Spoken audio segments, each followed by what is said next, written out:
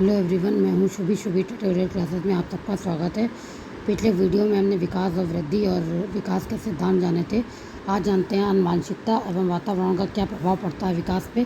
तो देखिए, James Drever थे, उनका कहना था कि शारीरिक एवं मानसिक योग विशेषताओं का माता पिता से संतान में हस्ताक्षरण होना आनुवंशिकता कहलाता है। तो इन्होंने पूरी आनुवंशिकता की डेफिनेशन बताई। इसमें इन्होंने क्या कहा था कि जो भी मानसिक व शारीरिक विशेषताएं हैं, बच्चा अपने माता पिता से ही जो लेता है उसे ही आनुवंशिकता कहते हैं आती है। शारीरिक लक्षण का प्रभाव में क्या क्या आता है? रंग, रूप, आकार, शारीरिक गठन, ऊंचाई। देखा होगा कुछ माता पिता में एक माता अगर की हाइट कम है या पिता की ज़्यादा है तो एक बच्चा वैसा होगा कम हाइट वाला, एक बच्चा क्या कहते हैं लंबा होगा। इसी प्रकार से मेंडल के सिद्धांत के अनुसार भी यही है। मेंडल ने मटर के पौधे पे प्रयोग किया था, उन्होंने भी यही बताया था, संकरण कराया था बौने पौधे का लंबे पौधे से। तो कैसे बने थे? 4 वैसे बने थे पीढ़ी के, फर्स्ट वन पीढ़ी के और सेकंड वन पीढ़ी के, कैसे बच्चे निकले थे। इसी प्रकार से आनुवंशिकता, इसके जेनेटिक का मतलब यही होता है, जो बच्चे अपने माता पिता से एक्वायर करते हैं, कोई भी चीज़ शारीरिक गठन हो, चाहे रूप हो, आकार हो, उसे ही हम आनुवंशिकता कहते हैं। ये जेम्स ड्रेवर ने कहा था। अब बुद्धि का क्या प्रभाव पड़ता है? बोजल्ट का मत था कि मंद बुद्धि की संतान मंद बुद्धि और तीव्र बुद्धि की संतान तीव्र बुद्धि होगी। उनका कहना मतलब गोवाल्ड ने कहा था कि अगर कोई भी माता पिता की बुद्धि में मंद है या कम है या तेज है तो उनका बच्चा भी वैसे ही होगा। फिर चरित्र पर प्रभाव क्या होता है? चरित्र के प्रभाव में डेरेल ने कहा था कि माता पिता के अनुसार बच्चे के चरित्र निर्माण होता है। माता पिता जैसे होते हैं वैसे बच्चे के भी चरित्र होता है। जैसे किसी के माता पिता बहुत सीधे स्वभाव के हैं तो आपने देखा होगा उनका बच्चा भी थोड़ा सीधा, वैसे ऐसा कम होता है लेकिन कुछ केसेस में होता है।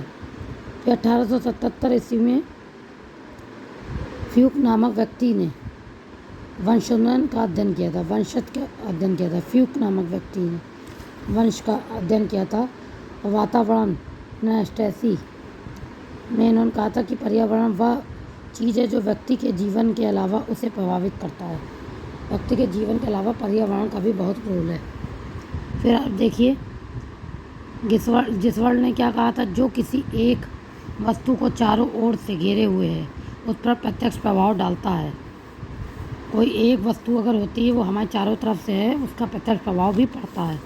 फिर हाईलैंड एवं डेक्लास ने कहा था परिपक्वता, प्रकृति, व्यवहार, जीवन शैली को भी प्रभावित करते हैं। अब वातावरण का क्या प्रभाव होता है शरीर पे? शरीर अंतर पर प्रभाव पड़ता है, प्रजाति की विशेषता पर प्रभाव पड़ता है, व्यक्तिगत पर प्रभाव पड़ता है, मानसिक विकास पर प्रभाव पड़ता है, बालक पर बहुरूपी प्रभाव पड़ता है। एवर्ट का एक वर्षन का एक जंगली बालक, उसमें जुड़वा बच्चे, न्यूमैन फ्यूमैन हैरिस जंगल ने 20 जोड़े जुड़वा बच्चों पर अध्ययन किया था। ये साइंटिस्ट थे। देखिए, वातावरण का क्या प्रभाव? शरीर पर बहुत प्रभाव पड़ता है। जैसा वातावरण होता है उस हिसाब से शरीर का भी गठन होता है। व्यक्तित्व उसका पहचाना जाता है, कैसा वातावरण, कैसा माहौल है, उसकी जाति कैसी है, प्रजाति कैसी है। मानसिक विकास भी उसी हिसाब से बनता है। फिर मानसिक विकास का गोल्डन नामक ने बताया था। अब वातावरणीय संबंधी कारक कौन से हैं? भौतिक कारक हो सकते हैं, सामाजिक कारक, आर्थिक कारक, सांस्कृतिक कारक। मतलब भौतिक कारक शरीर से जुड़े होते हैं समाज में रहने के लिए, और आर्थिक कारण, आर्थिक स्थिति कैसी है, संस्कारिक कारक होते हैं। देखिए, हमने ये कारक के बारे में जाना। नेक्स्ट वीडियो में हम सामाजिकरण की प्रक्रिया जानते हैं, ये भी बहुत इंपॉर्टेंट है। इसी तरह से हम साइकोलॉजी के चैप्टर्स ख़त्म कर रहे हैं। जो इंपॉर्टेंट है, वीडियो अच्छा लगा लाइक से सब्सक्राइब करिएगा। मिलते हैं नेक्स्ट वीडियो में, तब तक के लिए bye, take care, thank you for watching.